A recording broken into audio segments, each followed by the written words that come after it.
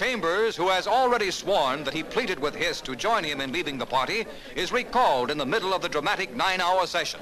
Asked why he singled out Hiss, he replies, "The story is spread in testifying against Mr. Hiss. I'm working out some old grudge for motives of revenge or hatred. I don't hate Mr. Hiss.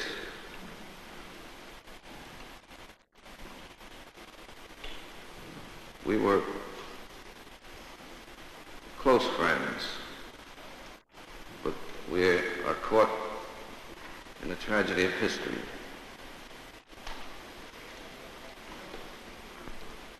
Mr. Hiss represents the concealed enemy against which we are all fighting, and I am fighting. I've testified against him with remorse and pity." This is Filthy Armenian Adventures, your travel agency for the soul. And today, we are going to explore what it means to be a real creature of history and creator of history versus a fake one, versus a fictional one, versus a facsimile. Not that all those are mutually exclusive. Many a real creature of history has enjoyed a double life in myth, and many facsimiles, which, for example, the Soviet Union produced in droves, all those tortured, convoluted intellectuals who sound like Slavoj Žižek or Bronze Age pervert or the character Maxim in the novel Hive, and who end up looking like that tedious, bloviating warlock Dugin. Even a facsimile can become the real thing if he answers with courage and imagination when history dials his number. But at the very midpoint of the 20th century, the entire political, civilizational, cosmic, historic battle manifested in a single telltale trial between two men. On one side, Alger Hiss. On the other, Whittaker Chambers, birth name Vivian, if you think you've known any vicious, vengeful mothers in your life. Alger Hiss, Whittaker Chambers. No in-between, no gray area, no abstentions, no erases, no do-overs. You're on one side or the other. It's a zero-sum game. You get this one wrong, and you're wrong about everything, forever. You get it right, and the world, for a time, might be saved. Alger Hiss, Whittaker Chambers. Ask them if they ever found in me anything except the highest adherence to duty and honor. Then the committee can judge and the public can judge whether to believe a self-discredited accuser whose names and aliases are as numerous and as casual as his accusations. The other side of this question is the reliability of the allegations before this committee, the undocumented statements of the man who now calls himself Whittaker Chambers. Is he a man of consistent reliability, truthfulness, and honor? Clearly not. He admits it, and the committee knows it. Most experts were on the side of Alger Hiss. He was just dripping with expert sauce. Picture perfect. Skinny wasp excellence. Phi Beta Kappa from Johns Hopkins, Harvard Law, clerk for Justice Oliver Wendell Holmes, rising star of the New Deal, State Department, the co-drafter of the structure of the proposed United Nations in 1944, and the blueprint, the co-drafter of the blueprint for the UN Charter, seated right behind Roosevelt at Yalta, personally flying the UN Charter back to Washington when it was ready for Truman's signature. When he retired from the government, president of the Carnegie Endowment for International Peace. This was the golden boy of the new liberal world order. And all the while, he was a Soviet spy. for Joseph Stalin's Soviet Union. All the experts were on the side of Alger Hiss. Because who wouldn't take that man's word over the word of the fat, tortured, foreign-seeming, self-confessed traitor and degenerate of a million names who was born on April Fools? J. Vivian Chambers, née Whittaker, joined the Communist Party in 1925, a few years after leaving Columbia University in disgrace when a play he published in the school's literary journal caused a scandal citywide. And just a year before, his wayward younger brother committed suicide. Chambers rose to be one of the party's prominent literary voices, an editor of the New Masses and the Daily Worker, and one of the only members of the Communist Party who knew how to write a coherent sentence. In 1932, he gave up his lofty editorial perch, and he went underground as a full-time salaried agent of the Soviet Union. He would participate for 6 years in the espionage ring known as the Ware Group, where his closest friend in the world became Alger Hiss. But by 1938, he had the shattering revelation that his life was dedicated to the evil empire. And so he broke with that empire, and he tried to take anyone he could with him, including Mr. Hiss. For years, he lived in an entirely self-devised form of witness protection for fear of being assassinated, and his faith in communism was replaced, quite forcefully, with a faith in Christ and the rituals of the Quaker Church. In 1939, he had one brief meeting with the Assistant Secretary of State, Adolf Berle, where he tried to report on the extent, the deep, deep extent of communist infiltration in the United States government. But nothing came of it. Nobody in the Roosevelt administration wanted to know. Chambers landed a gig at Time magazine, where he would become so celebrated as a senior editor and writer that Time broke its house rule to credit him on his very popular articles by name. In 1948, after being tipped off, the House Un-American Activities Committee subpoenaed Whittaker Chambers to testify that Alger Hiss had secretly been a communist under federal service.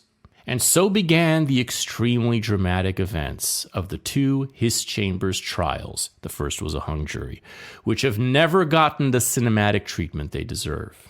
Hiss lied from beginning to end, to after the end, to the very end of his very long life. He tried to claim that he didn't even recognize Chambers.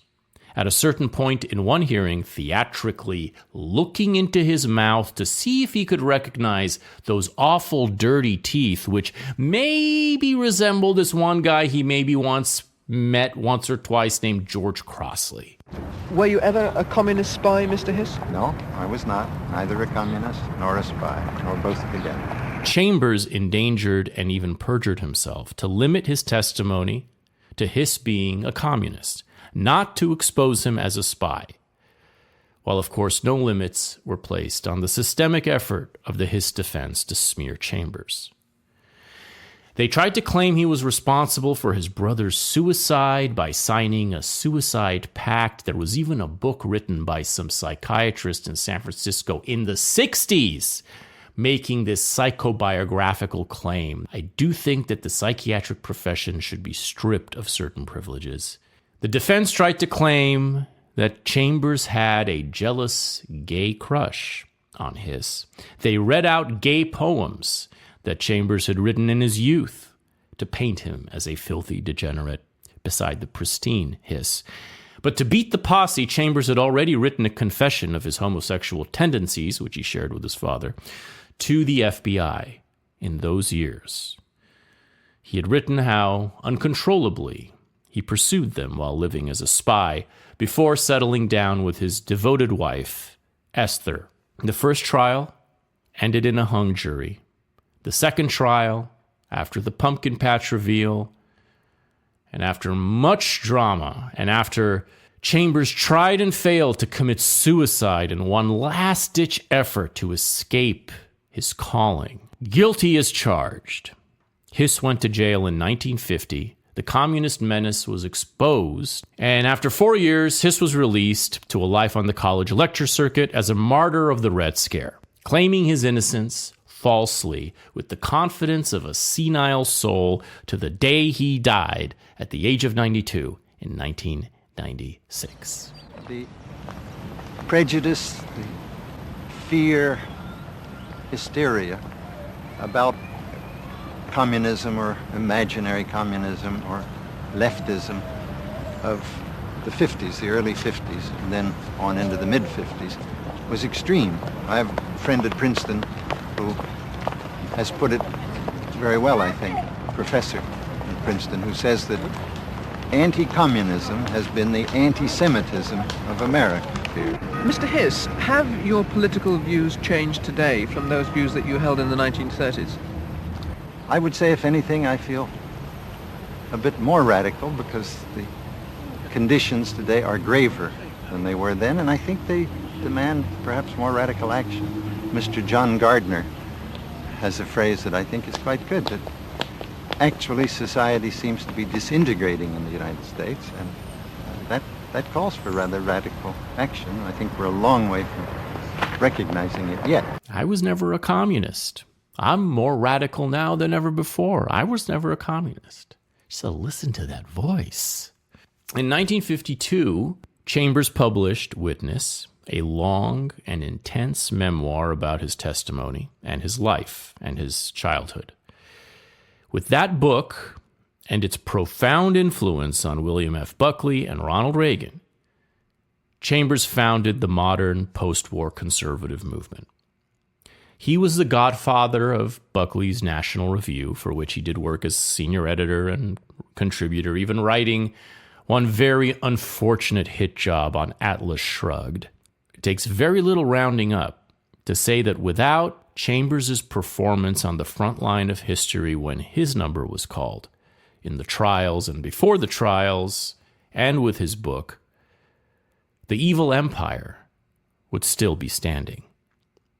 And that is not something for which its many sympathizers, registered or unregistered, could ever forgive Whittaker Chambers, or the first man to truly hear and advance his case, Richard Nixon.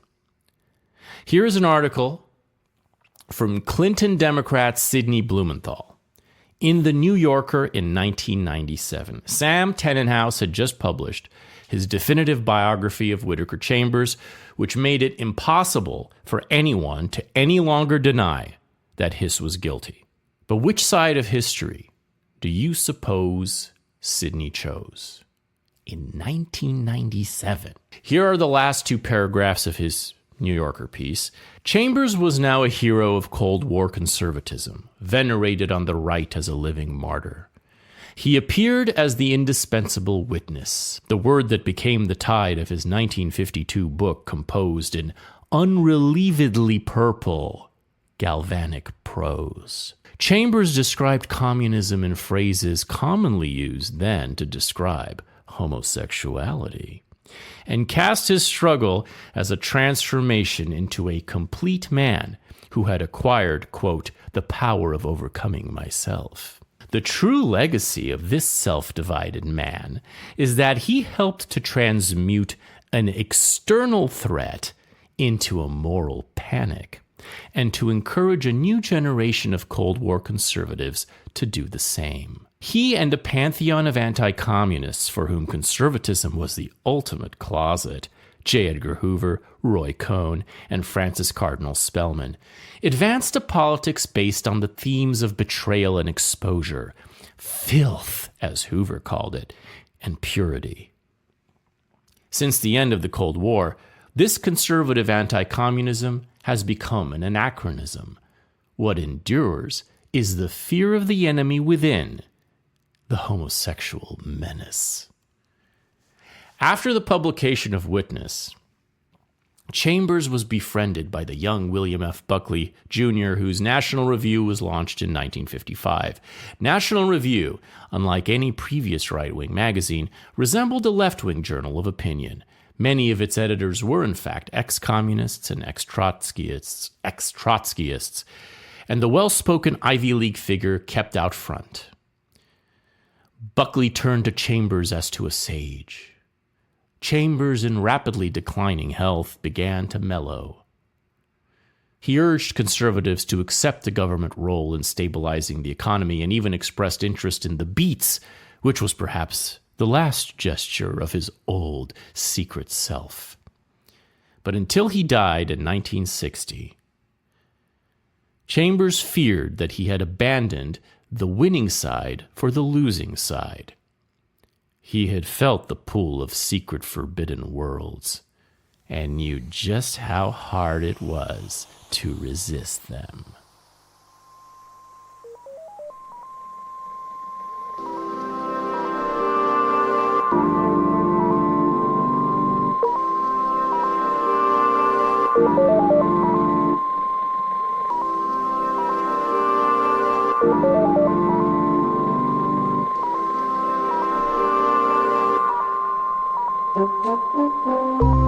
Hey, this is your host, Alec Mohibian, with a quick message before we continue. Based in that great but very troubled place, Hollywood, California, Filthy Armenian Adventures is an interdimensional travel program that takes you deep into the cultural mysteries of our time. In search of truth, in search of gold, in search of lost friends and unsung heroes, in search of John Galt's motor. This show is your antidote to the black pill. This is your guide to the places, the personalities, the ideas and creations the enemies of man don't want you to know.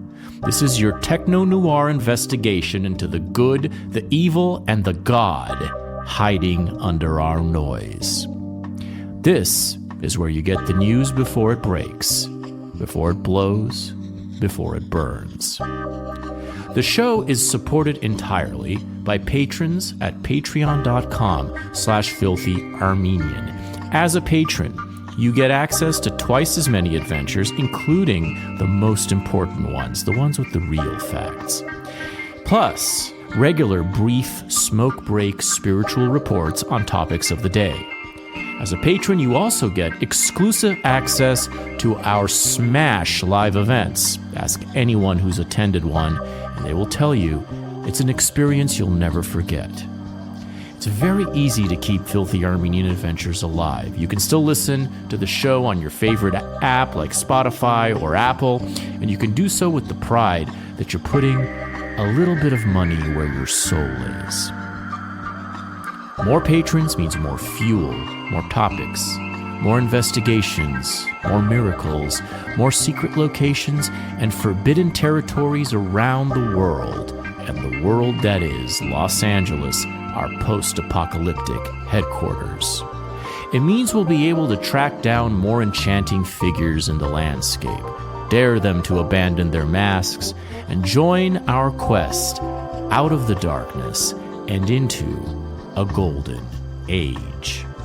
Patreon.com/filthyarmenian. Thank you for being one of the good ones, and enjoy the show.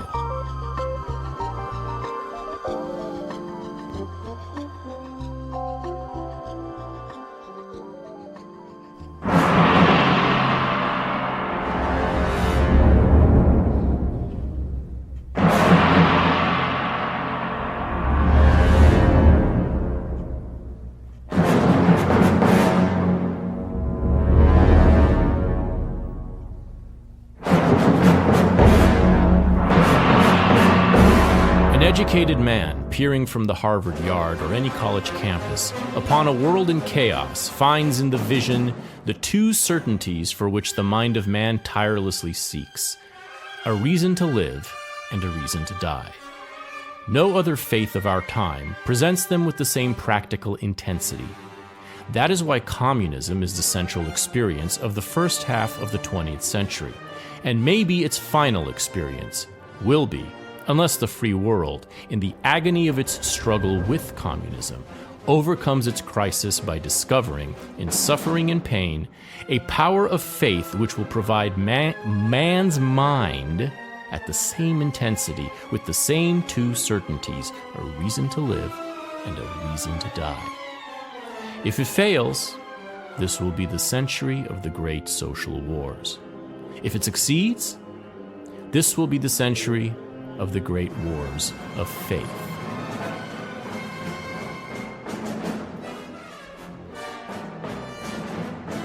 He was immensely pro-Soviet, she said. And then, you will laugh at me, but you must not laugh at my father. And then, one night, in Moscow, he heard screams. That's all.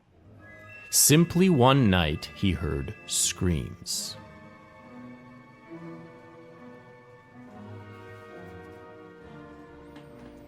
My eye came to rest on the delicate convolutions of her ear, those intricate, perfect ears. The thought passed through my mind. No, those ears were not created by any chance coming together of atoms in nature, the communist view. They could have been created only by immense design. The thought was involuntary and unwanted. I crowded it out of my mind, but I never wholly forgot it or the occasion. I had to crowd it out of my mind. If I had completed it, I should have had to say, design presupposes God. I did not then know that at that moment, the finger of God was first laid upon my forehead.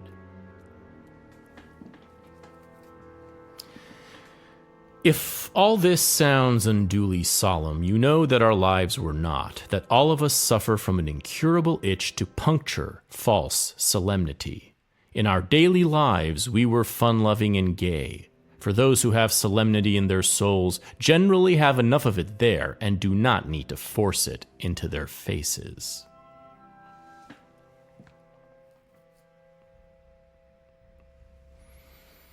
Even in Germany under the Weimar Republic, said Peters, Chambers' handler, and the Soviet underground, the party did not have what we have here.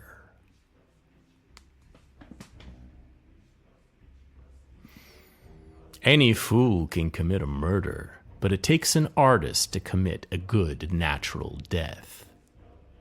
Also Peters or one of the other handlers in the Soviet underground.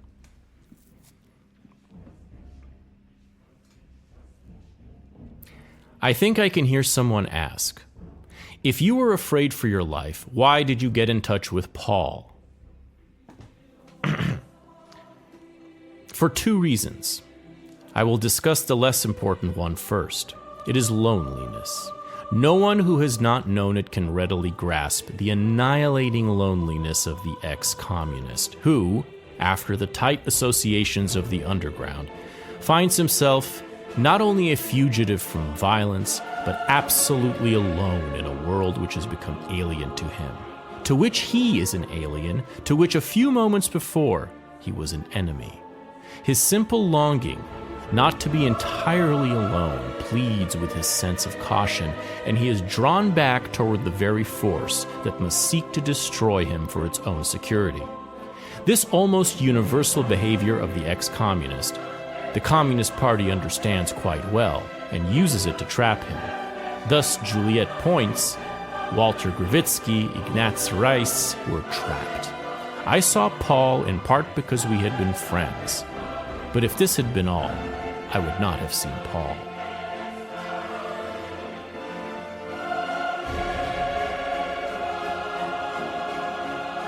He remembered his introduction to Alger Hiss clearly because, when he heard that name, he thought, what ridiculous phony names our party people sometimes take.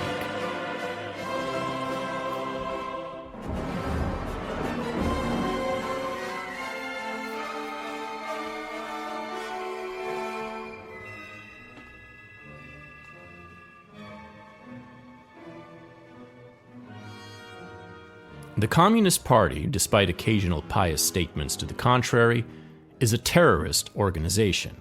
Its disclaimers are for the record, but its record of kidnappings, assassinations, and murders makes the actions of the old terror brigade of the Socialist Revolutionary Party look merely romantic.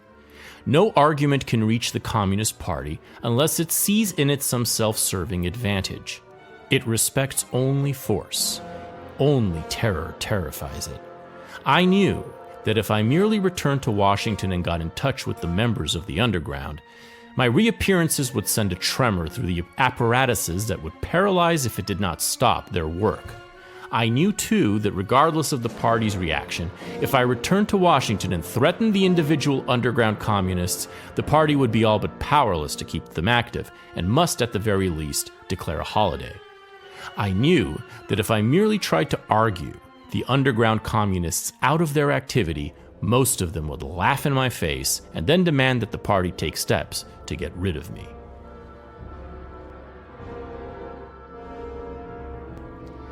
I had to lubricate my throat with some Buchanan's Scotch.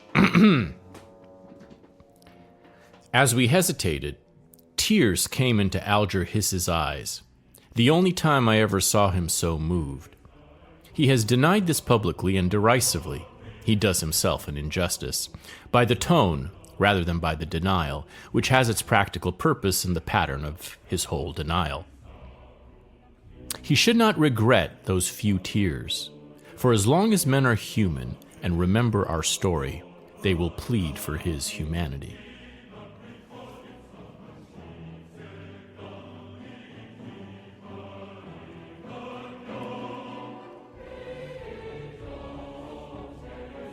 From the communist viewpoint, Stalin could have taken no other course, so long as he believed he was right. The Purge, like the Communist Nazi Pact later on, was the true measure of Stalin as a revolutionary statesman.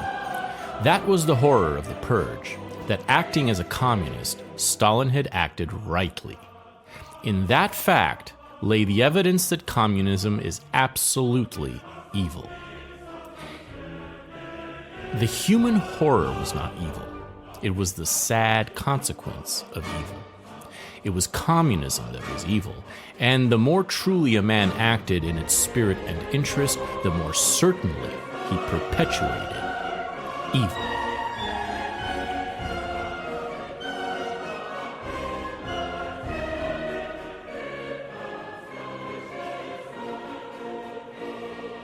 I ran away from my first fight.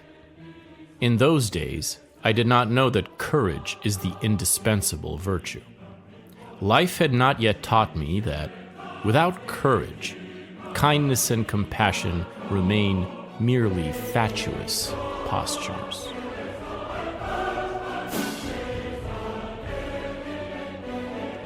How can anyone take seriously a man who says flatly that his life has been influenced by Victor Hugo's Les Miserables?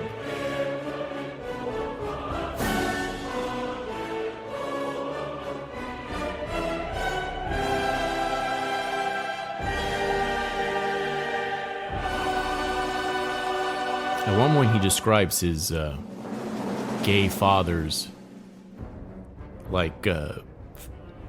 hobby of staging something called tableau. And if you think theater is ridiculous, just wait to hear what tableau was. This was tableau. In tableau, a whole book or drama was presented as a series of living pictures, static scenes in which nobody acted, nobody said anything, everybody stood still.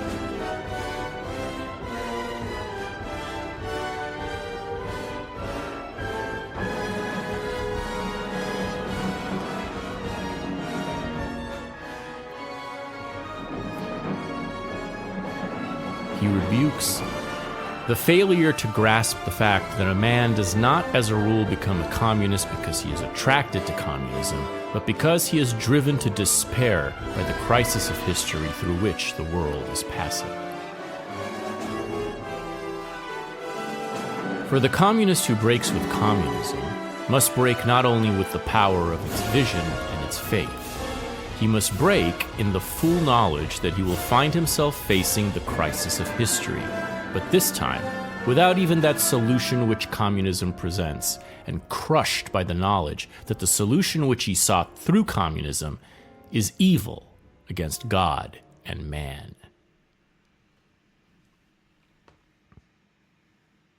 I quoted this in the last episode, but I'll quote it again.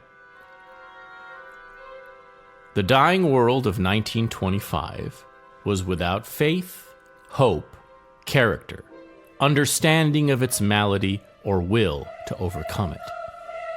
It was dying, but it laughed, and this laughter was not the defiance of a vigor that refuses to know when it is whipped. It was the loss, by the mind of a whole civilization, of the power to distinguish between reality and unreality. Because ultimately, though I did not know it, it had lost the power to distinguish between good and evil. This failure I too shared with the world of which I was a part. The dying world had no answer at all to the crisis of the 20th century, and when it was mentioned, and every moral voice in the Western world was shrilling crisis, it cocked an ear of complacent deafness and smiled a smile of blank senility. Throughout history, the smile of those for whom the executioner awaits.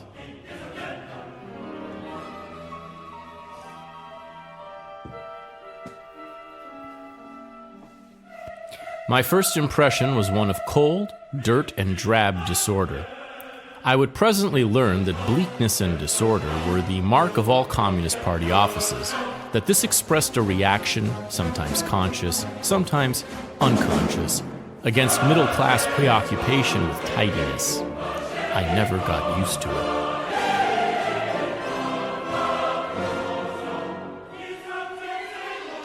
Are you really a communist?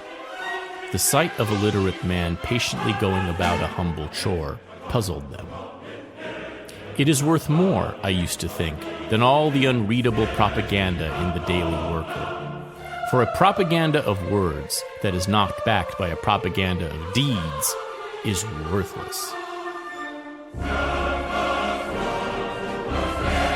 He was equally concerned about my ideological development.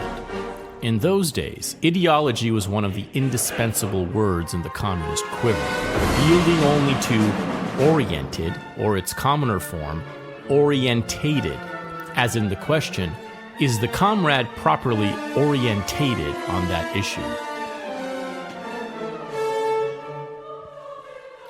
What was strange was that Harry seemed to change without any effort or embarrassment. There seemed to vanish from his mind any recollection that he had ever held any opinion other than the approved one. If you taxed him with his former views, he would show surprise, and that surprise would be authentic. He would then demonstrate to you in a series of mental acrobatics so flexible that the shifts were all but untraceable, that he had never thought anything else. More adroitly and more completely than any other communist I knew, Harry Freeman possessed the conviction that the party line is always right. No ability was needed on the Daily Worker. All that was needed was a dim notion of communist theory and the audacity to face a typewriter. What resulted was then edited, a mysterious process for which nobody seemed responsible, least of all the nominal editor. It was quite a test of revolutionary devotion to read the Daily Worker. Hence that fussy attention which revolutionists pay to mere legalistic forms that puzzles outsiders both in the case of Nazis and communists, their meticulous regard for protocol and official papers. Hence the tiresome detail and massive fictions of their legal and constitutional procedures, and the formal pettifoggery, with all the I's dotted, of a secret police that works entirely beyond the law. For in breaking the continuity of tradition, the revolutionist, for his own sake, must seek a cementing substitute. All he has left to fall back on, the mark of his blighting touch upon life's tissues, are those dead papers, interminable procedures, formidable fluidities, and his incongruous regard for them.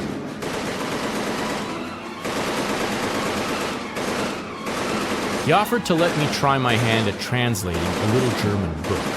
It was about a deer named Bambi, and was written by an Austrian of whom I had never heard, named Felix Salten. If I had been bent on ruining Alger Hiss from base motives, the idea might well have occurred to me without benefit of Franz Werfel. But to many enlightened minds, Class Reunion, that's a novel by Franz Werfel about a boy who betrays his class rival out of envy, apparently a bad book, became a book of revelation. Introduced that novel, the case of the novel Class Reunion.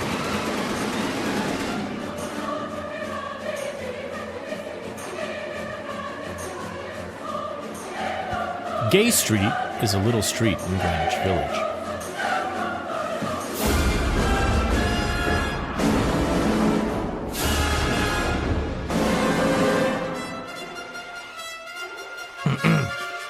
Charlie had indeed taught me something. When I left the Gay Street house after that first lesson, I walked over to Washington Square and sat down on a bench. I now had little doubt that I was a communist espionage group. As I was in a communist espionage group. As a communist, I knew that the revolution is made by any and all means. Of necessity, it is in part a military operation, and espionage is inevitably a military function. If the revolution is justified, espionage for its sake is justified. But it is one thing to know that in theory, or even to read or hear about such an experience as I had just been through. It is quite different to participate in it. I sat on the park bench for a long while. Maria turned to me and said, "Isn't it stupid? It comes from being away from home, Russia, so long. But neither Charlie nor I can remember the Russian word for shovel." Without thinking, I asked, "Can it be lopata?" Charlie, bending over the box, froze in that position. Maria sat rigid with her hand on a heap of patents. Both fixed me in silence with expressions that were blank and deadly. I thought, they are wondering whether to kill me now or later. "How do you know that word?" Maria asked in a slow, guttural voice. I said, "It is a Romanian gypsy word. I once knew some Romanian gypsies. There are a good many Russian words in their language." It was one of the most implausible of the many implausible truths I was to utter in my life.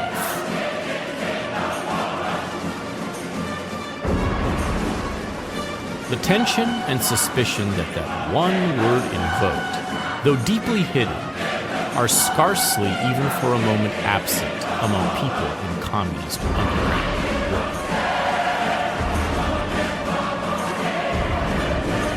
The past had caught up with the present. As I said, meeting up with someone that he knew from years before. The past had caught up with the present.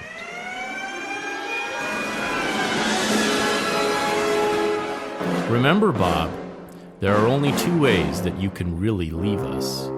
You can be shot by them, or you can be shot by us.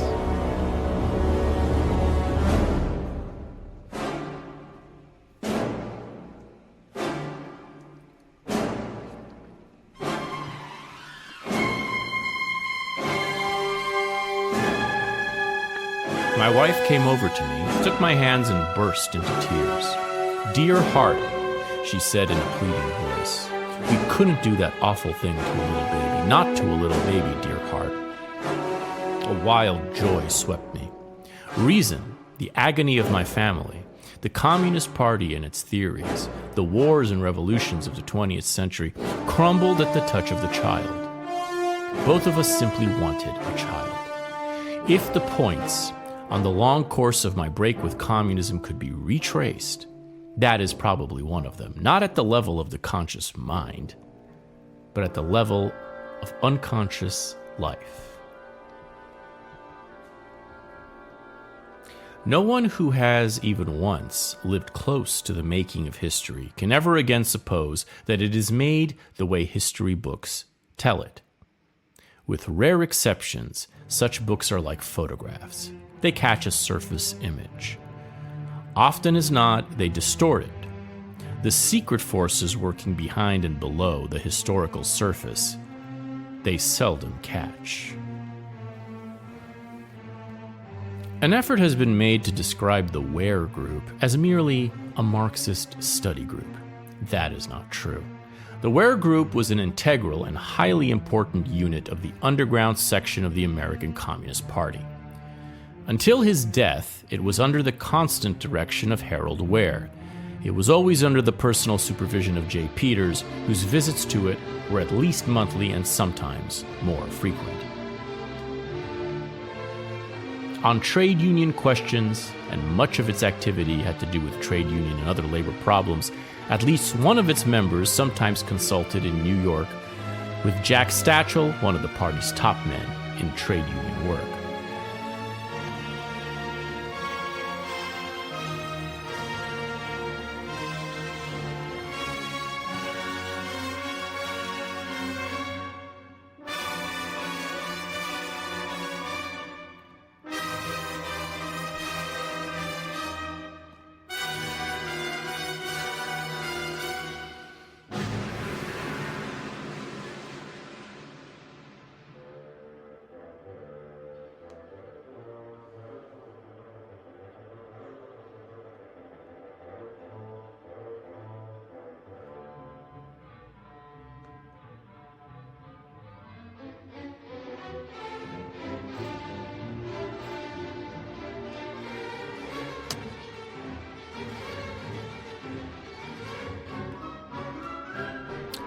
As a result, no sooner had I reached Washington than I found myself wrapped in the aura of a man who had worked with them, the Russians.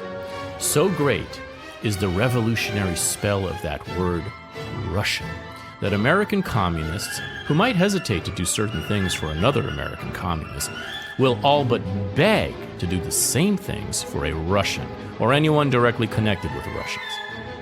This attitude, which must seem outrageous or incredible to non-communists, was the tribute that hope paid to success. The Russian Revolution had succeeded. The Russians incarnated success and power. The heart of every revolution is a struggle for power, and there was little that the bright young men of Washington worshipped more fervently than power, often without being at all aware of the fact.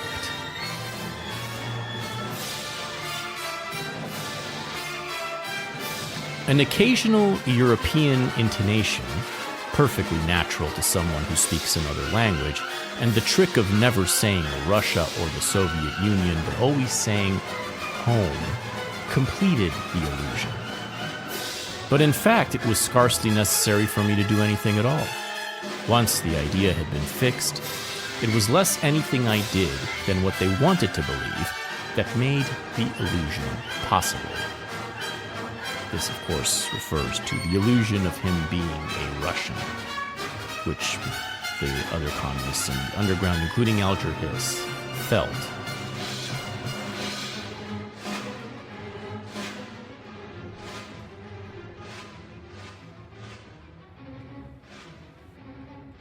For the first time, she did what the whole world would not do. She gave me back my human dignity. This is I think, the colored maid that they have called in to testify against him. Called the colored maid that was employed by the Soviets at some point. "Oh no," she said, in answer to some derisive question by Hiss's lawyer. "Mr. Cantwell," myself, "was a good man."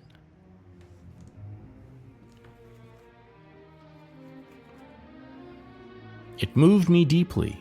Few things in the Hiss case moved me more, for Edith Murray is a good woman.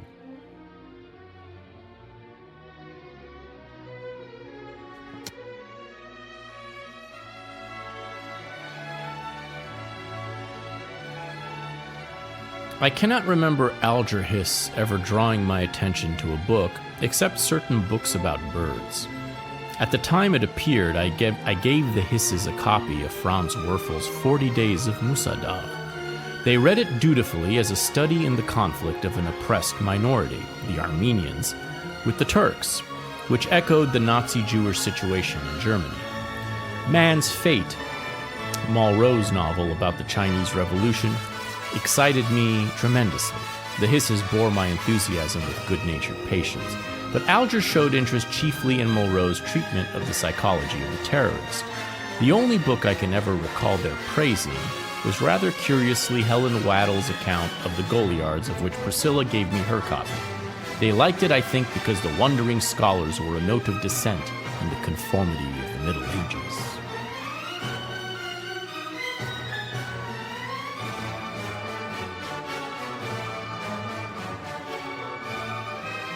Baltimore, Alger once answered, is the only city in the country so backward that it still lights its streets by gas. It's a city of dying old men and women. He was so unnecessarily savage that by way of easing matters, I said, they seem to be pleasant and harmless old people. Yes, he said, the horrible old women of Baltimore. It was the tone with which the words were uttered and the dry laugh that followed them that made me feel that I had touched depths which I had not suspected.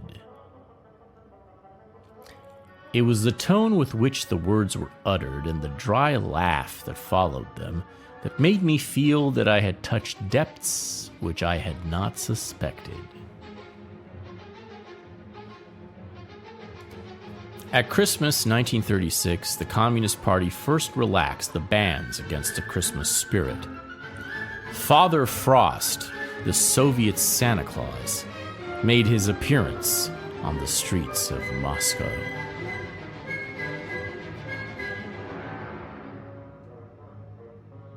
I burned the note at once. As nearly as I can recall it, it said, "You will meet a man. You will do what he tells you to do.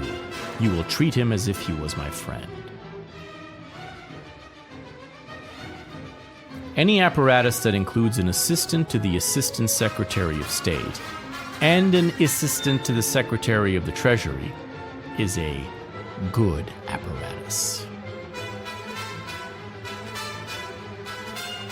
A journalist whose integrity I know no reason to challenge described to me in considerable detail a Soviet sleeper apparatus which had been organized by a member of the United States government, he has since left it, then so highly placed that for fear of reprisals, I have never publicly uttered his name.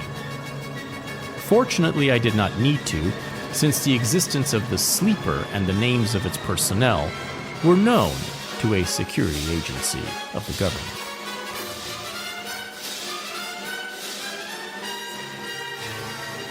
Italy. I had insulted him. In time, I discovered that the only way to get along with him was to insult him.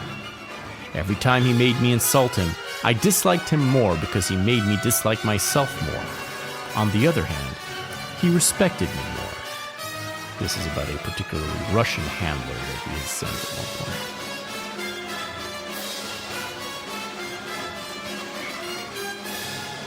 Bykov, I think it was. I could have spared myself any concern about Bykov's impression on Alger Hiss. He said that he had found Bykov impressive.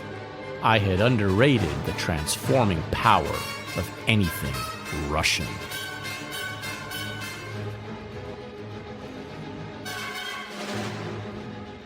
Where is Juliet Points? Bykov once asked me when the press had reported her disappearance, and it was as clear to Bykov as to me that the GPU had murdered the defenseless woman.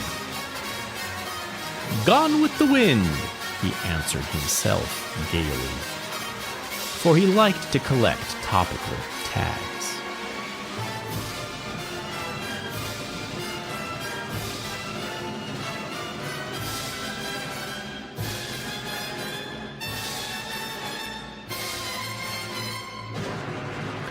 It was an uncomfortable meal.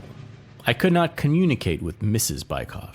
She was the only Russian I had ever met who could not speak German. She sat blankly, now and again moving forward in her chair and venturing a few Russian words. At such times, Bykov's eyes would glaze with their sullen look. He would answer glumly, and she would slump back as if slapped. Bykov sometimes spoke English to me for practice. He was speaking English then. Suddenly, without any bearing on our conversation, Mrs. Bykov uttered a perfectly intelligible English sentence. "It's a gay farce," she said, clearly, but without any expression whatever. Then she lapsed into silence. It was exactly as if a parrot had suddenly spoken behind us. The conversation continued. Mrs. Bykov suddenly spoke again. "It's a gay farce," she said, looking at me with a little pleading smile. She said it 3 or 4 times in the course of the meal, always the same 4 words, always in the same expressionless tone. I wondered in what Soviet book or play that one English line occurred, which she had memorized for special occasions in the same way that Stalin had memorized one line of English to surprise American visitors to the Kremlin. "This way to the water closet, gentlemen."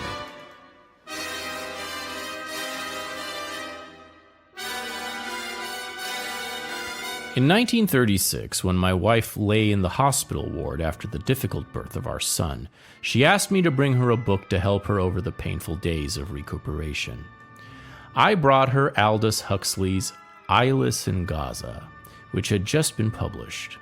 The title struck me in some hidden way and sent me back to reading Milton's Samson Agonistes, where Huxley had found it. Often and unaccountably in the winter of 1937, Samson's opening lines kept running through my mind. "Promise was that I should Israel from Philistine yoke deliver. Ask for this great deliverer now, and find him eyeless in Gaza, at the mill with slaves."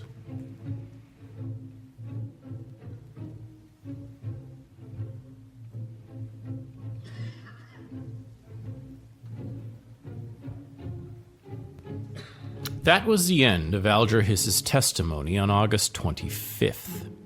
There had been little gasps of astonishment and outrage in the hearing room when he made his unsupported charge that I had been in a mental institution.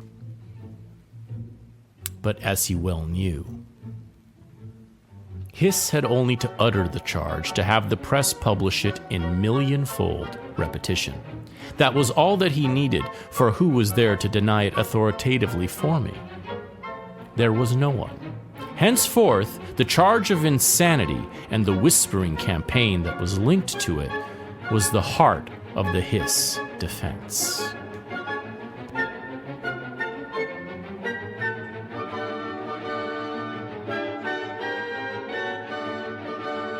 And yet I knew as I answered the questions that the effect of my answers was little or nothing.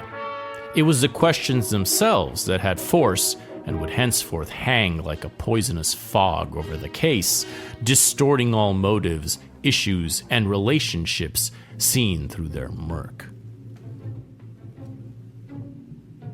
The story has spread that in testifying against Mr. Hiss, I am working out some old grudge or motives or revenge or hatred.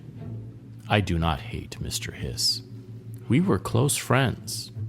But we are caught in a tragedy of history. Mr. Hiss represents the concealed enemy against which we are all fighting, and I am fighting. I have testified against him with remorse and pity, but in a moment of history in which this nation now stands, so help me God, I could not do otherwise.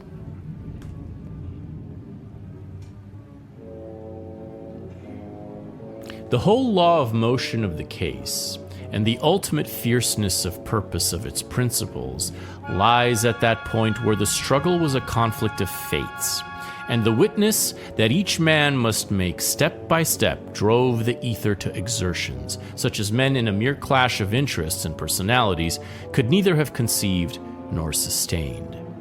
Yet it is precisely at that point, where we were most fiercely engaged, that I found it least possible to feel hatred for Alger Hiss. Although it was precisely the tactics whereby Hiss sought to conceal his guilt which constitutes, as Ralph de Toledano has pointed out, his real crime against the human spirit. That attitude of mine toward Hiss, which to many seemed incredible or baffling, had less and less to do with my former friendship for him. It had more and more to do with my deepening understanding of the witness that he, too, was making and what it cost him to make. For I cannot hate even an enemy, as I said in a broadcast immediately after Hiss's second trial, who shares with me the conviction that that life is not worth living for which a man is not prepared to die at any moment. By August 25th, I had begun to grasp, too, what soundless void lay beneath the bridge. For I had begun to understand that to be a witness, in the sense in which I am using the term, means ultimately just one thing. It means that a man is prepared to destroy himself, if necessary, to make his witness. A man does not wish to destroy himself to the full degree in which he is strongest, that is to say, to the full degree of the force that makes it possible for him to bear witness at all. He desires not to destroy himself. To the degree that he is most human, that is to say, most weak, he shrinks from destroying himself. But to the degree that what he truly is and what he stands for are one, he must, at some point, tacitly consent in his own mind to destroy himself, if that is necessary. And in part, that tacit consent is a simple necessity of the struggle. It is the witness's margin of maneuver. In no other way can he strip his soul of that dragging humanity, that impeding love of life and its endearments, which must otherwise entangle him at every step and distract him at last to failure. This is the point at which the witness is always most alone.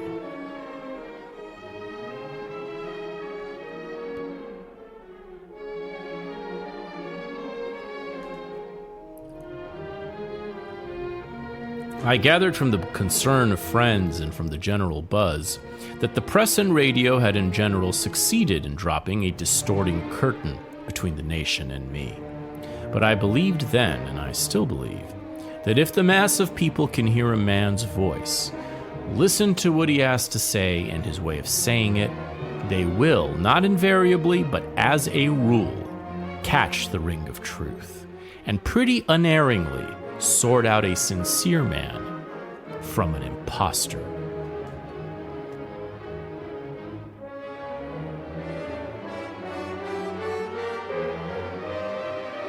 Are you willing to repeat your charge that Alger Hiss was a communist? I paused for the shade of a second. Then I crossed the bridge. I answered. Alger Hiss was a communist and may still be one. It was almost certainly the most important answer that I shall be called upon to give in my life. And not only for myself. Millions who heard or heard of it caught only its surface meaning. Whittaker Chambers had deliberately opened himself to a libel suit by Alger Hiss. But I like to believe that some who heard it heard at the same instant its inward meaning. That meaning was that God, who is a God of mercy, is also the God of whom it is written, "The God who made iron grow, he wanted no slaves."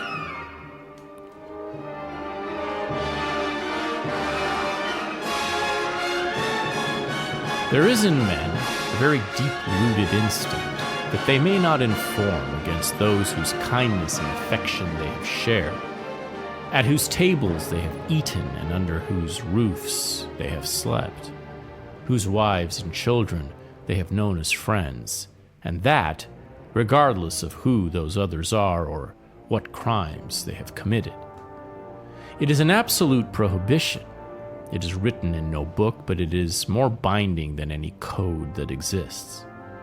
If of necessity a man must violate that prohibition, and it is part of the tragedy of history that for the greater good men sometimes must, the man who violates it must do so in the full consciousness that there is a penalty. That penalty is a kind of death, most deadly if a man must go on living. It is not violent. It is not even a deepening shadow. It is a simple loss of something, as when a filter removes all color from the light. I felt its foretouch. It was soon to be on me. It is a simple loss of something, as when a filter removes all color from the light. I felt its foretouch. It was soon to be on me.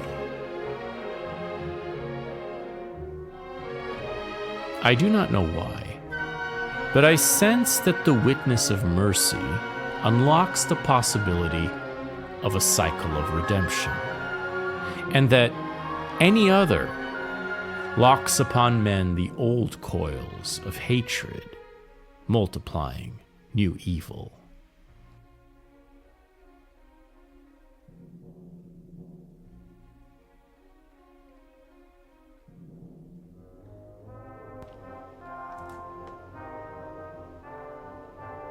To my gentle wife, for whom in her loneliness that dark moment was darker than for me, Cleveland said in his gentle way, "In many ways, Whittaker reminds me of my father." It was, of course, the measure of Richard Cleveland, not of me. Richard Cleveland, of course, was the oldest son of Grover Cleveland and Whittaker Chambers' most capable lawyer. And it's a great vindication to me, Alec Mohibian, who picked out Grover Cleveland in high school as his favorite president based on the surface evidence.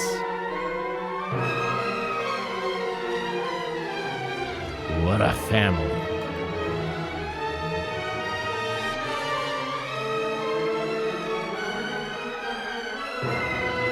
It was late in the Hiss case before any friend summoned the courage to tell me the slander in which the Hiss partisans had involved me with my brother. A story so inconceivable that it seemed to me that only a mind deformed by something more than malevolence could have excreted it. I said only to the woman who told me, "What kind of beasts am I dealing with?" The fact that men and women could be found to credit and spread a lie so disgusting and so cruel remains the measure of the Hiss defense and the pro-Hiss psychosis.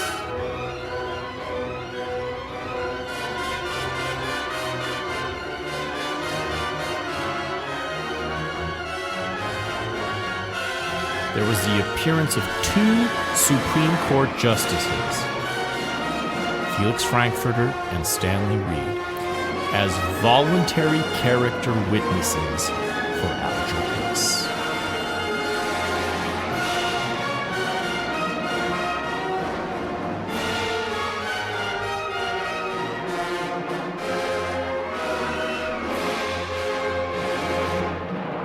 Nor can Secretary of State Aikeson's remark after Hiss's conviction be reviewed merely in those terms of personal feeling that I of all men must be the first to understand.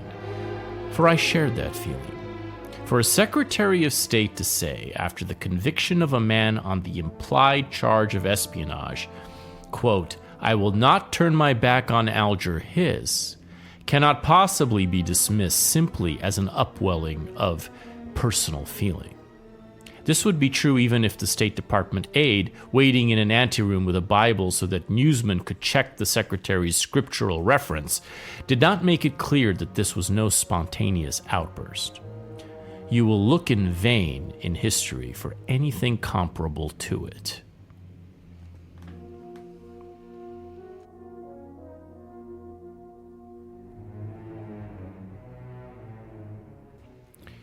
The simple fact is that when I took up my little sling and aimed at communism, I also hit something else. What I hit was the forces of that great socialist revolution, which in the name of liberalism, spasmodically, incompletely, somewhat formlessly, but always in the same direction, has been inching its ice cap over the nation for 2 decades. This is not a charge. My opinion of that revolution is not at issue. It is a statement of fact that need startle no one who has voted for that revolution in whole or in part, and consciously or unconsciously, a majority of the nation has so voted for years. It was the forces of that revolution that I struck at the point of its struggle for power. And with that, we come to the heart of the Hiss case and all its strange manifestations. No one could have been more dismayed than I at what I had hit, for though I knew it existed, I still had no adequate idea of its extent, the depth of its penetration, or the fierce vindictiveness of its revolutionary temper, which is a reflex of its struggle to keep and advance its political power.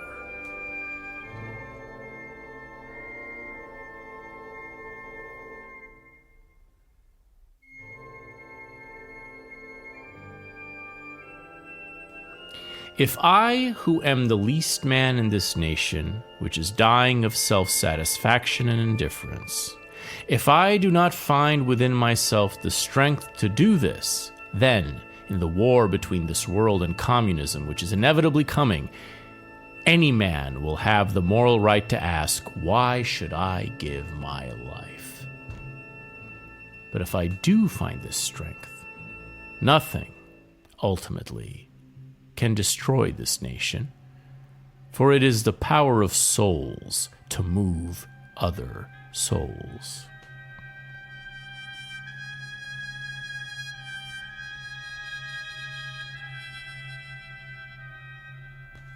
My overcoat was on when it occurred to me that since I was going to be away from the farm, perhaps I should find a better hiding place than my bedroom for the microfilm.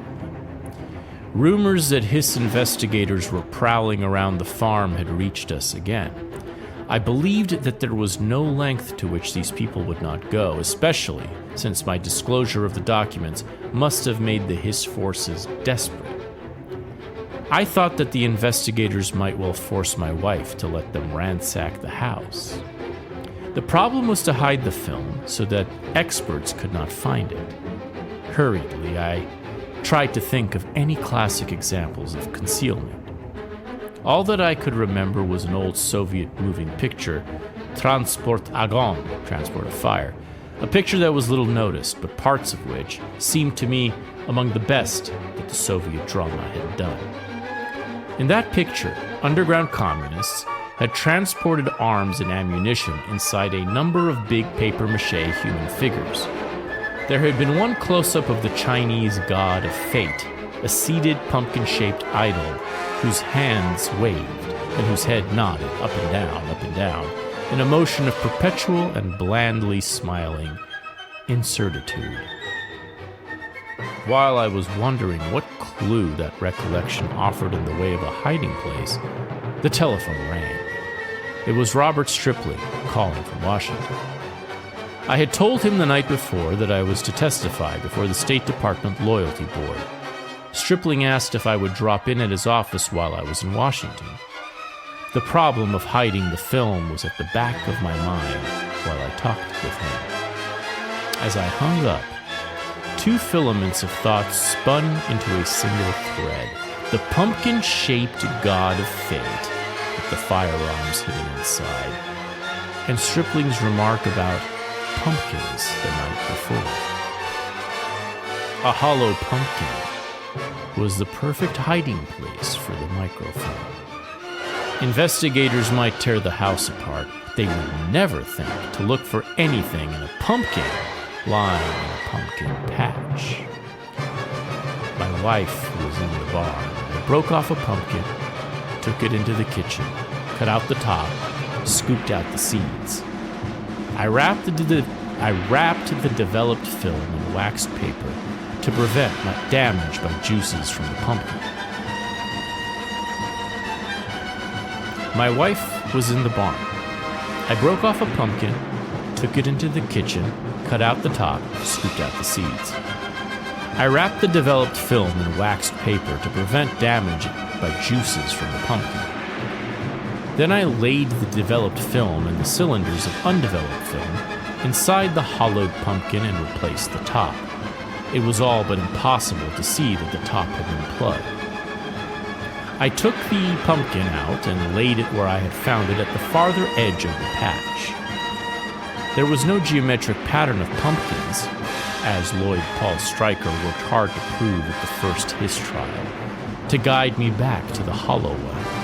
Stryker could not grasp that the whole art of the concealment lay in its complete naturalness and its complete unexpectedness. This was in fact a critical point of the Hiss case, in which I fought communism precisely with those arts which communism had taught me, and no other experience could. I did not tell my wife what I had done, for communism had also taught me, as a basic rule of conspiracy, that what someone does not know, he cannot tell, even under pressure. I drove to Washington with an easy mind, feeling certain that inside the pumpkin, the film was perfectly secure.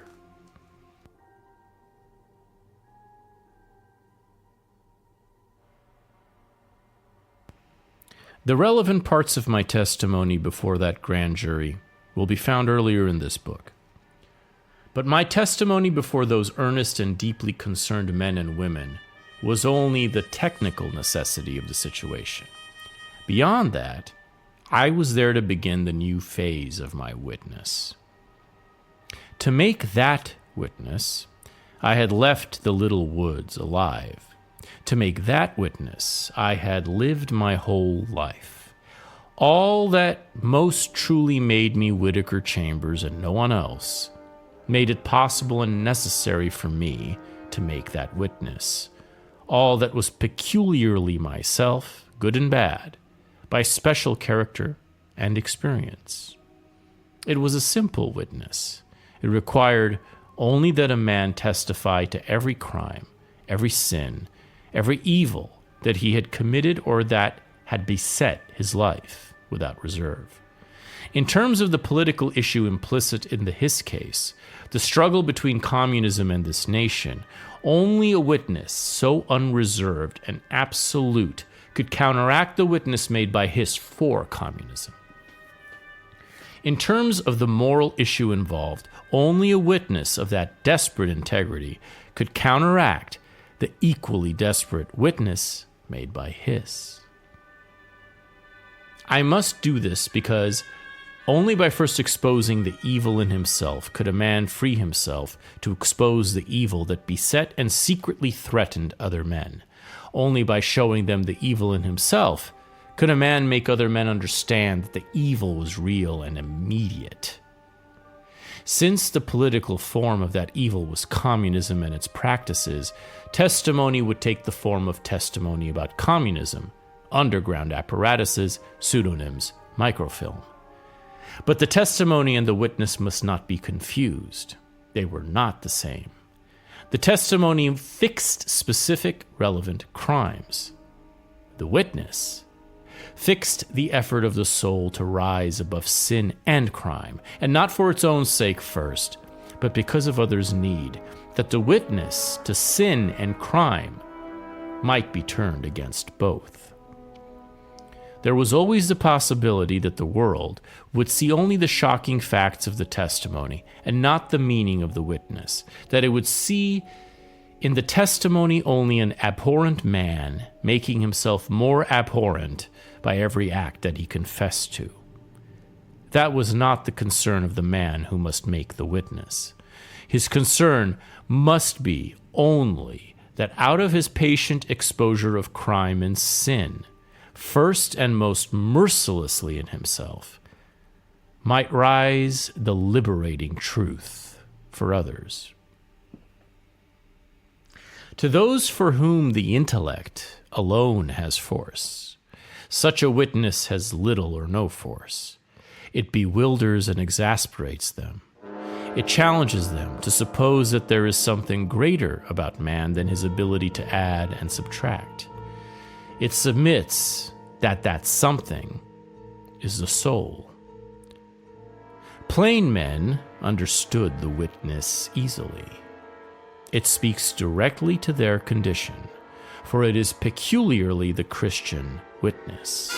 They still hear in it, whenever it truly reaches their ears, the ring of those glad tidings that once stirred mankind with an immense hope.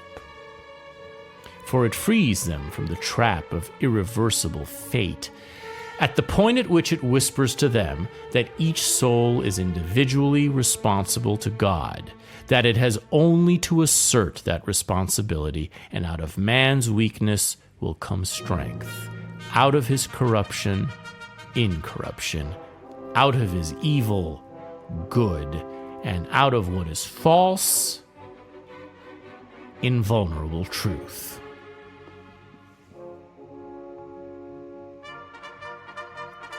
That is the witness that I sought to make, however feebly, before the grand jury and the second grand jury, and which I continued in my public witness in his trials. A man can bear such witness only in shame and pain. Therefore, it is always a vivisection. No man who is capable of sin, crime, and weakness can find the strength for such a vivisection within himself. That strength must come from elsewhere. That is why such witness completes a greater witness, and why, out of its ugliness and ordeal, rises the truth that fills men's souls with hope. It is a curious fact that it was my effort to make that witness, which I felt that both grand juries sensed. It was my testimony about the facts of the conspiracy that I despaired of making them understand, because it was so alien to anything in their experience.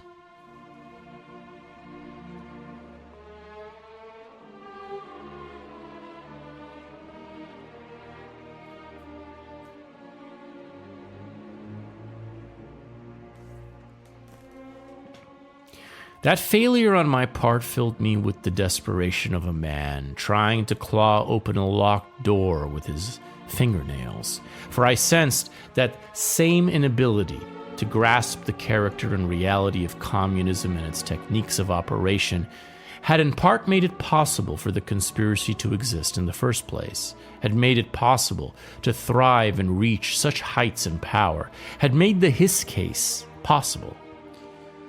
It was an invincible ignorance, rooted in what was most generous in the American character, which, because it was incapable of such conspiracy itself, could not believe that others practiced it.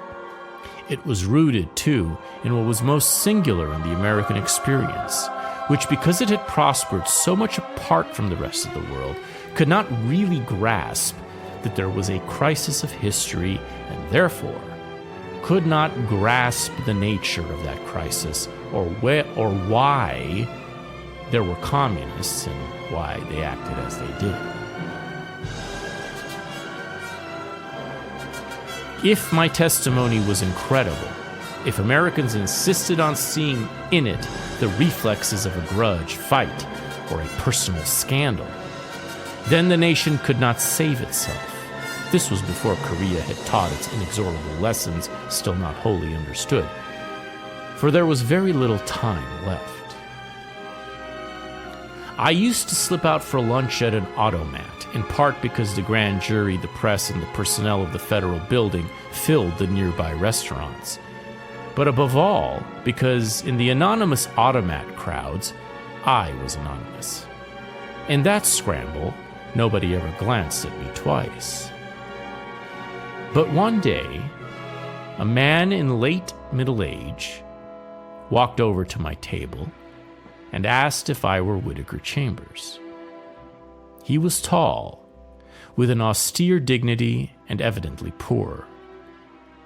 He apologized twice for intruding, but, he said, he felt that he must thank me for what I was trying to do. I was embarrassed and said something to the effect that I hoped that my effort would at least be of some help to the American people.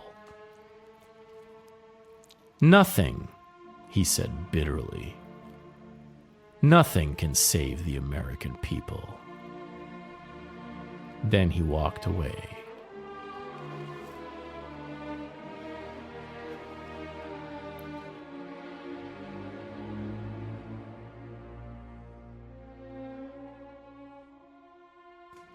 There's a crisis in the plotline where the microfilm that proves the espionage, the microfilm that had been stolen and smuggled to Russia, is questioned by some experts that it wasn't from 1938, it was from 1945. It's Nixon, he said. There's a call, an urgent call. It's Nixon, he said. The Eastman Kodak experts, said Congressman Nixon, have just reported that the film in those undeveloped rolls was manufactured in 1945. If you got them in 1938, how do you explain that? How does he explain that? He knows it's not from 1945. He knows it's the microfilms he had from when he was a spy. So the entire world begins to crash down inside of his mind, he says. That was what the world wanted to believe, anyway. For in fact, the world's instinctive feeling was against the little fat man who had stood up to testify for it unasked. The world's instinctive sympathy was for the engaging man who meant to destroy it, was for Alger Hiss. He, not I, personified the real values of a world that could not save itself, and it was he, not I, that world felt that it understood. God is against me.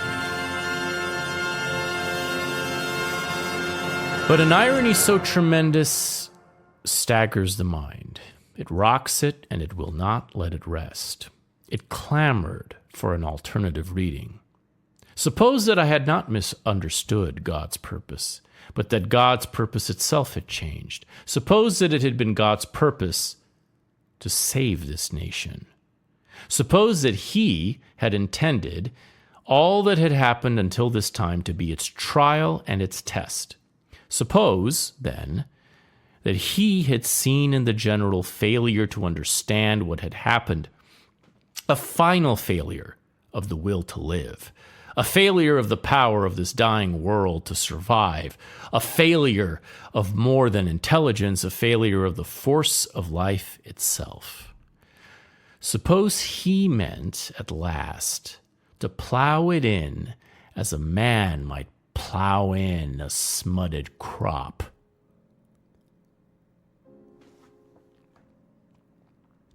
For there was that intuition that no life can be saved which has lost the vital power to save itself.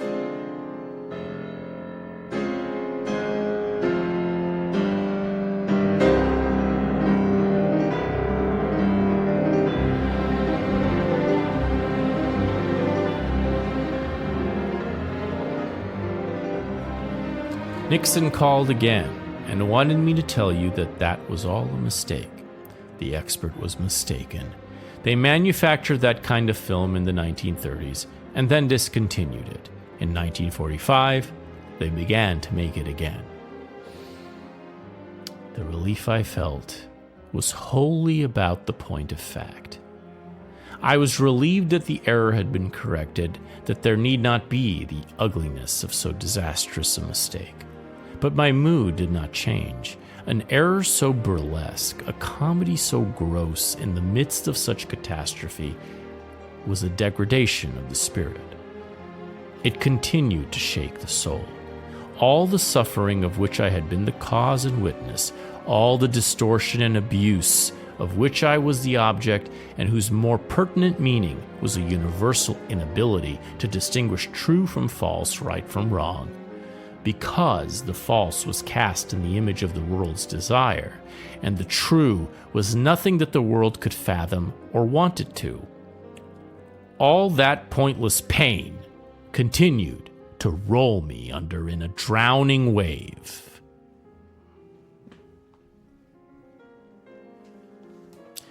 Battle was joined in the train shed of the Pennsylvania station in New York. When the congressmen and their staff debouched from their coaches, representatives of the Justice Department were waiting for them. A strident scene followed on the platform. It was adjourned to a hotel room.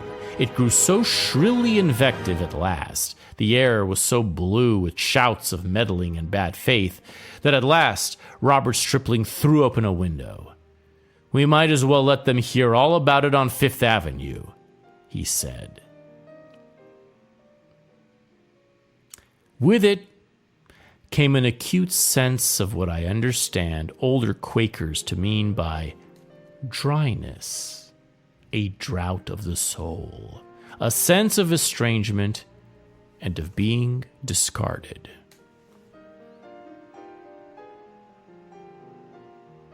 After his suicide attempt, which would have destroyed everything.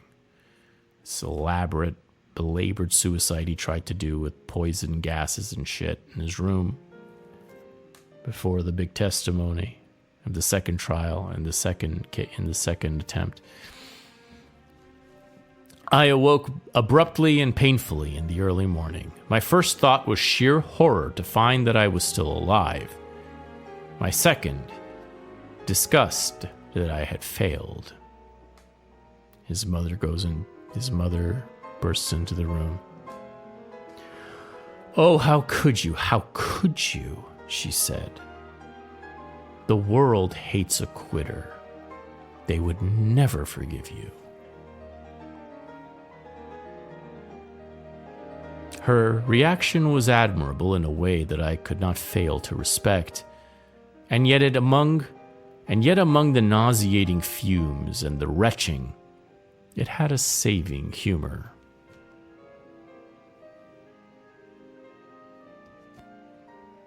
Still, no one who has been through such an experience can be expected to be quite the same man again. He is both freer and stronger, because he is ever after less implicated in the world. For he has been, in his own mind at least, almost to the end of everything, and knows its worth.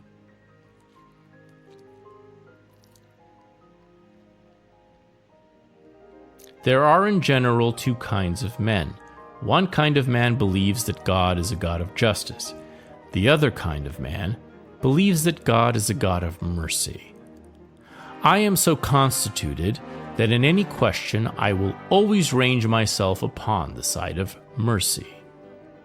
I said much more about my understanding of the difference of the purpose of God and man in time and eternity, but it is those words that I remembered so clearly that I had no difficulty in repeating them under questioning in the Hiss trials.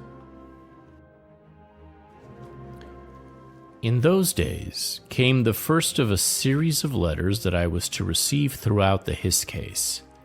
They came almost weekly, and in the depths of the case, sometimes twice a week.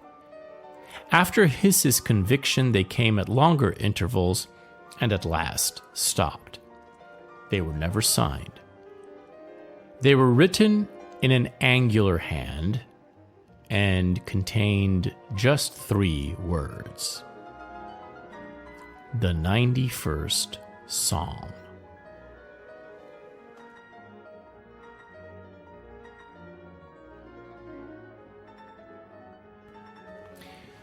Then Hiss was shown the specimens of typewriting from the files of Mrs. Hiss's father and the letter typewritten by Mrs. Hiss. It was pointed out to him that the documents had been written on his Woodstock typewriter. He was asked if he could explain how it happened that the 50 pages of copied State Department documents also came to be written on the same machine. "I am amazed," Hiss answered coolly, "and until the day I die, I shall wonder how Whittaker Chambers got into my house to use my typewriter." With a terrible sound, the 100 days ended as grand jurors laughed.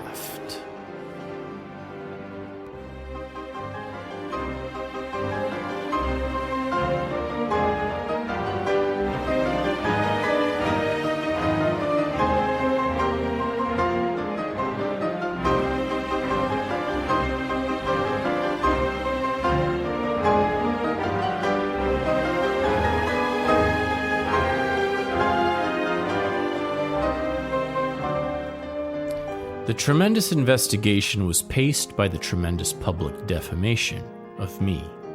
I do not believe that there is a scrap of real evidence to show that the Communist Party inspired and from time to time stepped up the voltage of that vilification.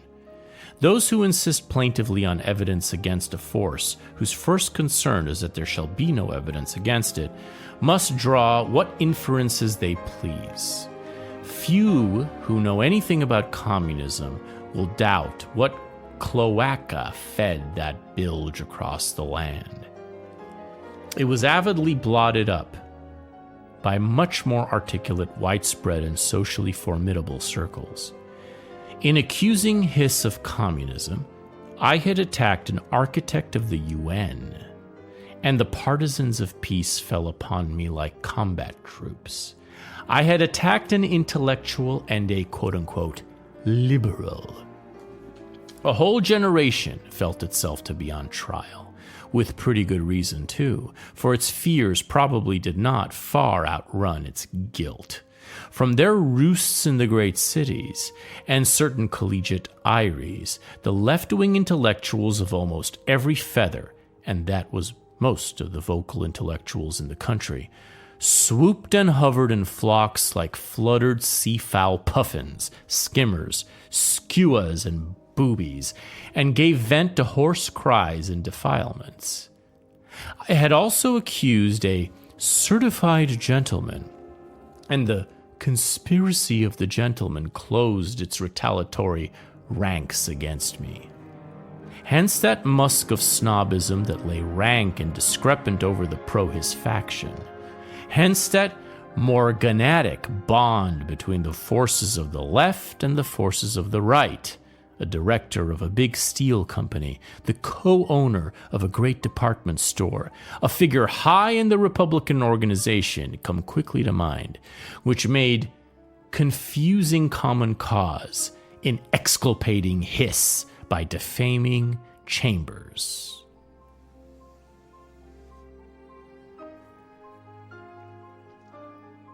There was another, less tangible bond between those circles which together accounted for a large part of the articulate American middle class.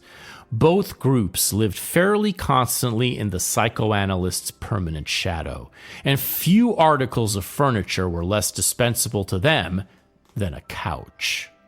And they shared a common necessity. Since my charge against Alger Hiss was that he had been a communist and a Soviet agent, and there was, besides the grand jury's perjury indictment, a good deal of clear and simple evidence that he had been. Something, anything, at all, must be believed rather than the common sense conclusion. The old masters, Freud and the author of the Psychopathia Sexualis, were conned again.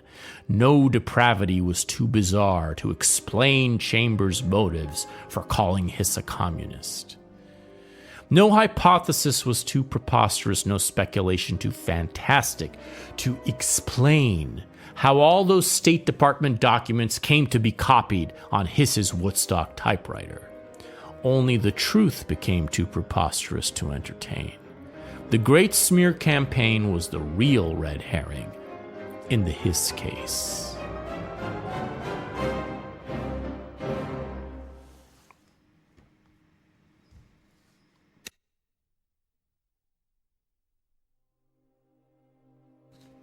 Then, between the Hiss trials, Murphy visited the farm again.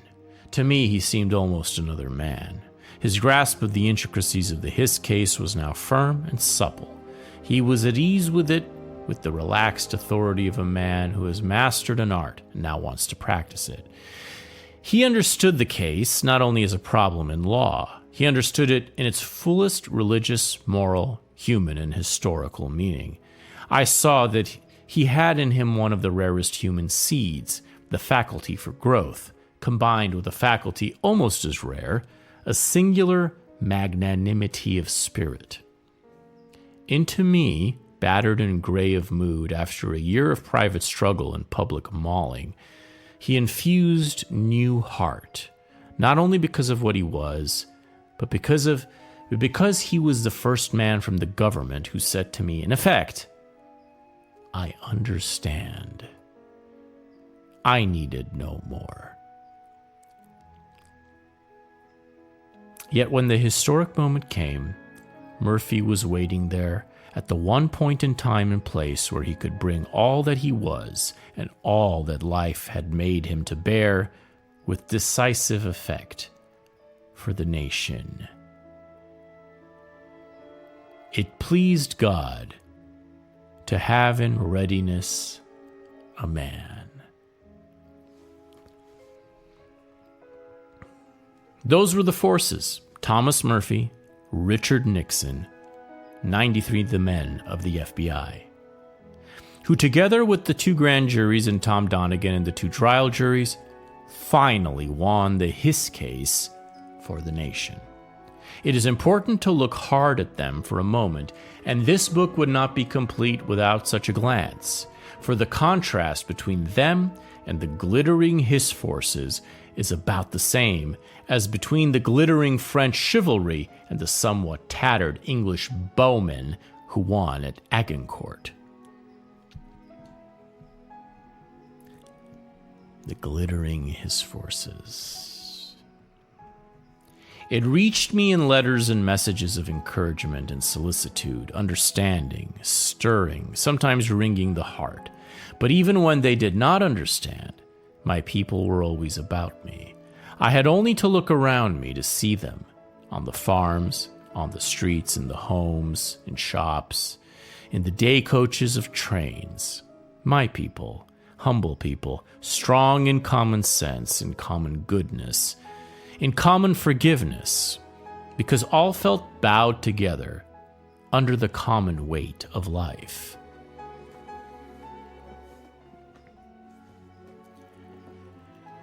I had not turned away from the phone before it rang again. An excited voice, apparently that of an elderly man, asked if I were Whittaker Chambers. In turn, I asked who he was. "Nobody. It doesn't matter," said the voice. "But I know that your telephone will be ringing every minute now, and I had to reach you first. I had to say," this is after the verdict, "I had to say, God bless you, God bless you, oh God bless you." He hung up.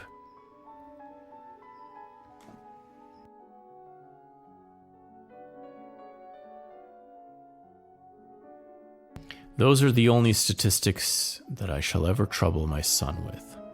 I trouble him with them at all because I know that he and all his generation may soon bear witness of a kind before which every other shrinks in humility, and I want him to have a standard as simple as stepping into the dark and raising his eyes, whereby to measure what he is and what he is not, against the order of reality.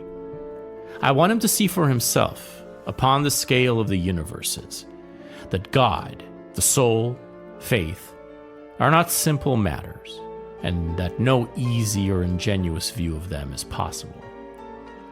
I want him to remember that God, who is a God of love, is also the God of a world that includes the atom bomb and virus. The minds that contrived and use are those that suffer them, and that the problem of good and evil is not more simple than the immensity of worlds. I want him to understand that evil is not something that can be condescended to, waved aside, or smiled away, for it is not merely an uninvited guest, but lies coiled in forno interno, at home with good within ourselves. Evil can only be fought. I want him to know, in that dark, continuous struggle, that it is by his soul and his soul alone that he may sometimes glimpse, if only roughly, the hour of the night and his direction in it. I want him to understand, when he lifts up his eyes, that against the range of space and cold, his soul, and his soul alone, his life, for which in the morning and the evening he gives thanks to God, to whom it ties him.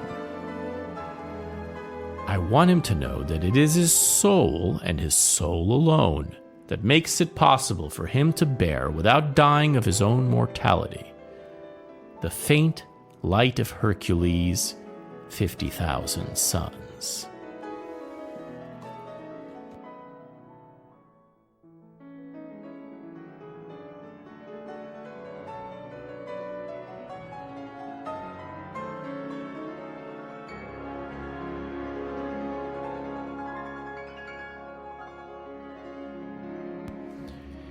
In a world grown older and colder, my wife and I have no dearer wish for ourselves.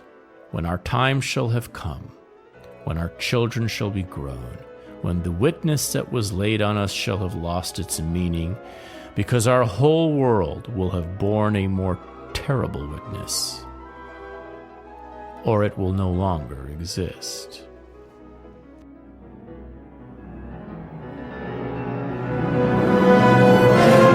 This is from one of the introductions, this one by William F. Buckley. I made the mistake in one of my letters of expressing exorbitant hopes for the role National Review might play in political affairs. He dashed them down in a paragraph unmatched in the literature of supine gloom, sentences that President Reagan, who was in awe of their eloquence and defiant of their fatalism, publicly recalled more than once. It is idle, Chambers rebuked me, to talk about preventing the wreck of Western civilization. It is already a wreck from within.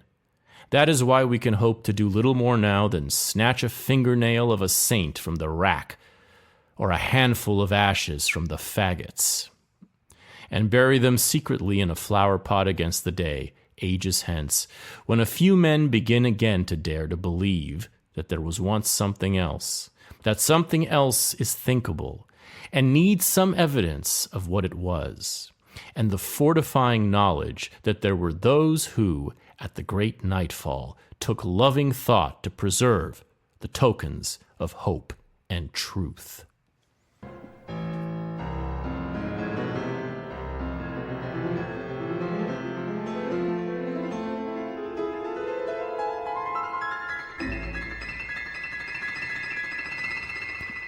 The great effort of this new right, said novelist Mary McCarthy in a private letter, is to get itself accepted as a normal part of publishing. She added that this effort, quote, must be scotched if it's not already too late.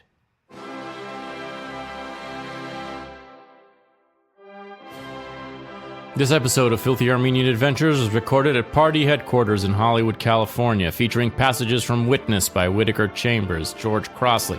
Introduction written and voiced by our host, Alec Mohibian. This show is made possible entirely by the microfilm merchants, State Department singers, and commissars of the night who subscribe on Patreon. To join their not-so-universal brotherhood, subscribe to the show at patreon.com/filthyarmenian. In Soviet Union, theory conspires you. To be continued, comrade.